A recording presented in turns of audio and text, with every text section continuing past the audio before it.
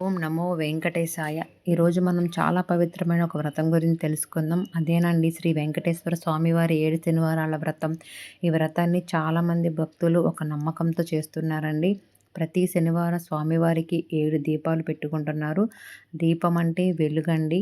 వెలుగు అంటే దేవుడి ఆశీర్వాదం. మన ఇంట్లో దీపం వెలిగితే చీకటి ఎలా పోతుందో, అలాగే మన జీవితంలో భక్తితో దీపం వెలిగిస్తే సమస్యలు తొలగిపోతాయండి. దేవుడు మనలో ఉన్న డబ్బుని చూడడు. మనలో ఉన్న భక్తిని మాత్రమే చూస్తారండి.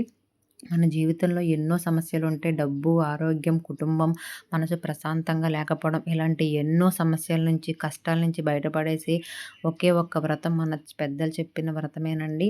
అదే శ్రీ వెంకటేశ్వర స్వామి 7 శనివారాల వ్రతం. స్వామివారిని చక్కగా శనివారం రోజు ఇల్లంతా శుభ్రం చేసుకుని, స్వామివారి ఫోటోని ఇలాగ చక్కగా అలంకరించుకుని, ఎందుకంటే స్వామివారు అలంకార ప్రియులు కదండీ! ఇలాగ అలంకరించుకుని స్వామివారిని పిండితో 7 దీపాలు చేసుకుని, అలాగే ఆయనకి ఎంతో ఇష్టమైన చలివిడి, వడపప్పు, పానకం, చిమిలి ఉండలు, నువ్వుల ఉండలు అంటారు కదా! ప్రసాదంగా ఇలా సమర్పించుకోవాలి. మా మొదటి వారం ఇలా జరిగింది.